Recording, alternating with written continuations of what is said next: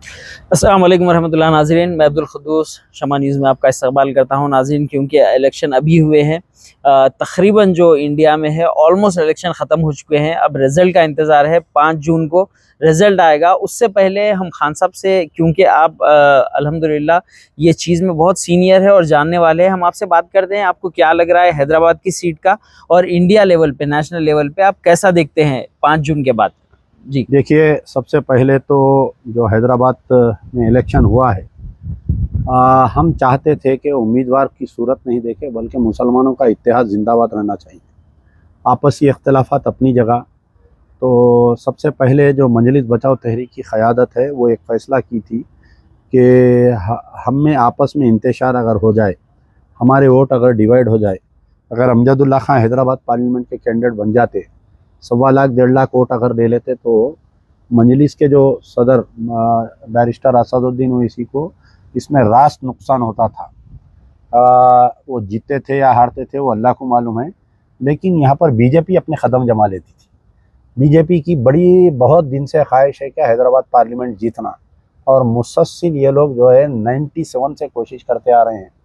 98 में मैं समझता हूँ कि गाजी मिल्लत अलहाज मोहम्मद अमानुल्लाह खान साहब भी पार्लियामेंट इलेक्शन लड़े थे, कुछ 12 या 13 हज़ार वोटों से हारे थे। सलाउद्दीन साहब से पहले खान साहब लड़े थे। तो उस रिवायत को जो पूरे हिंदुस्तान में हैदराबाद की जो मुस्लिम सियासत है वो हम इत्तेहाद से है, आपसी अख्तलाफात बाद में देखेंगे कौन किससे लड़ना है, तो उसको पेश नज़र रखते हुए मजलिस बचाओ तहरीक की क़यादत हम जो है नहीं लड़े इलेक्शन। अब उसके बाद में ये हुआ कि हम इलेक्शन नहीं लड़ने की वजह से इलेक्शन में टेम्पो नहीं आ रहा था। यहाँ पर क्या है, MIM MBT लड़ी तो ही मुस्लिम पोलिंग परसेंटेज बढ़ता, तो यहाँ पर टेम्पो नहीं आ रहा। बड़े अफसोस की बात है कि मैं जब वोट डालने के लिए पूरी फैमिली के साथ गया, तो मैं हमारे पोलिंग बूथ पे पूछा तो सिर्फ 12% पोलिंग हुई थी दिन में 12 साढ़े 12 बजे तक। मैं मुख्तलिफ पूरे असेंबली कॉन्स्टिट्यूंसीज पे फ़ोन करके मालूम किया तो 12%, 15%, जबकि दूसरे अगियार इलाक़ों में जो है 30% हम टच कर दिए थे। तो मुझे बहुत अफसोस हुआ, क्योंकि मैं गाजी मिल्लत अलहाज मोहम्मद अमानुल्लाह खान साहब का बेटा हूँ। मेरे दिल में एक ऐसी तड़प है कि मैं उसको पेशे नज़र रखते हुए मैं एक वीडियो की अपील किया। आपका वीडियो बहुत वायरल भी हुआ और उसके बाद चेंज भी देखने में आया। तो मैं ये अपील किया कि मुझे बहुत गुस्सा आया कि उन तमाम मजलिस इत्तेहादुल मुस्लिमीन के जो सदर मोतमदीन है कि जब उनके सदर उनके गलियों में आते तो बड़े बड़े फूलों के हार, नोटा मारते, बाजे बजाते, लेकिन वो लोग अवाम को रोड पे निकाल के पब्लिक को पोलिंग में फेल हो गए वो लोग। तो आज भी देखिए, जब गाजी मिल्लत अलहाज मोहम्मद अमानुल्लाह खान या सुल्तान सलाहुद्दीन ओवैसी जब इलेक्शन लड़ते थे तो पोलिंग जो है 95% से कभी कम नहीं होती थी। आज क्या वजूहत है कि इतनी पोलिंग परसेंटेज गिरते जा रही दिन पे दिन। असदुद्दीन ओवैसी की क़यादत में जो इलेक्शन हो रहा है दिन पे दिन गिरते जा रही। Akbaruddin Owaisi very charming leader बोलते, लेकिन चंद्रायन गुट्टे की पोलिंग कभी 27, 30, 35 से बढ़ ली नहीं। तो कहीं ना कहीं इस इलेक्शन के बाद में असदुद्दीन ओवैसी, अकबरुद्दीन ओवैसी, तमाम मुस्लिम लोगों को, क़यादत को, सियासी गैर सियासी, इनको अपना मुहासबा करना चाहिए। अगर ऐसा ही हमारा पोलिंग परसेंटेज गिरते रहेगा तो जैसा नॉर्थ में 75% मुस्लिम आबादी रहने के बावजूद वहाँ पर बीजेपी जीत रही है, तो बीजेपी का ये है कि वो लोग एक आध बार कंटेस्ट करके नहीं छोड़ते, वो लोग कंटेस्ट करते रहते। वो लोग, उनकी अल्टीमेट, कल भगवंत राव मान था, आज जो है क्या नाम है आज उसके कैंडिडेट का, बीजेपी माधवी लता आज कैंडिडेट है, लेकिन जहन जो है वो RSS है। तो मैं जज्बात में जो बनाया वीडियो, अल्लाह ताला मेरी लाज रखा कि पोलिंग परसेंटेज अचानक राइज हुई। मेरा बयान देख के लोग जो घरों के बाहर निकले वो मेरे मुखालिफ बोलिए या मेरे चाहने वाले, तो अल्लाह ताला मेरी ज़बान की लाज रखा। मैं अल्लाह ताला का शुक्रगुज़ार हूँ, मैं सरकार दो आलम सल्लल्लाहु अलैहि वसल्लम का शुक्रगुज़ार हूँ। तमाम वोटर्स जो मेरे बयान सुन के बाहर निकल के जो पोलिंग में हिस्सा लिए, कौन जीत रहा कौन हार रहा नहीं, हैदराबाद में मुस्लिम इत्तेहाद को हम जिंदाबाद रखें।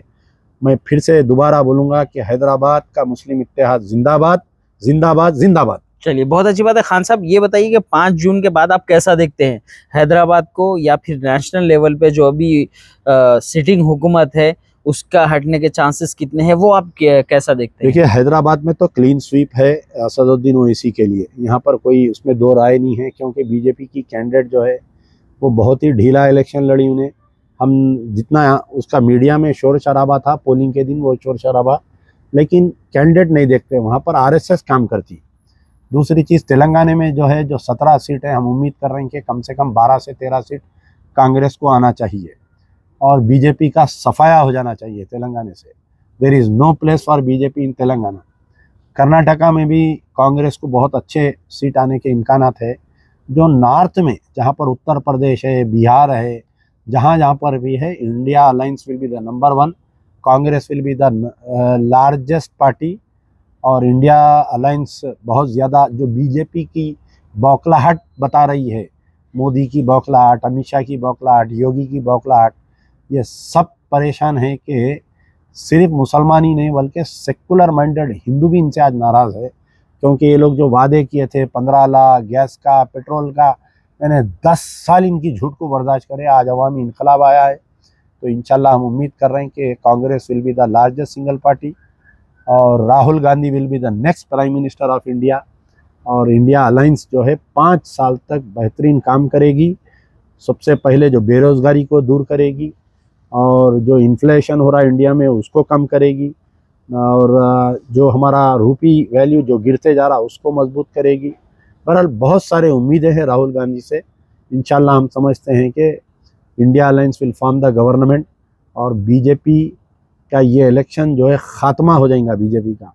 हम उम्मीद कर रहे हैं कि बीजेपी का ख़ात्मा हो जाएगा। जो इनके ख्वाब है कि हिंदू राष्ट्र बनाना, कॉमन सिविल कोड लाना, यानी देखिए आप किस कदर ये लोगों के सोच थी, ये पूरी सोच जो है टूटने वाली है, चिकनाचूर होने वाली है इंशाल्लाह। इंशाल्लाह। चलिए, तो बहुत अच्छी बात है। देखिए नाज़रीन, खान साहब ने प्रेडिक्शन भी अपना बता दिया है कि तेलंगाना में क्या हो सकता है, हैदराबाद की सीट का क्या है और नेशनल लेवल पे क्या है। तो बिल्कुल अब इंतज़ार है, बिल्कुल क़रीब है 5 जून, रिज़ल्ट आपके सामने होगा और उसके बाद फिर हम खान साहब से फिर एक बार बात करेंगे कि जो गवर्नमेंट फॉर्म होगी उसको कैसा काम करना है। जब तक के लिए अपने दोस्त अब्दुल खुद्दूस को इजाज़त दीजिए। अस्सलाम वालेकुम।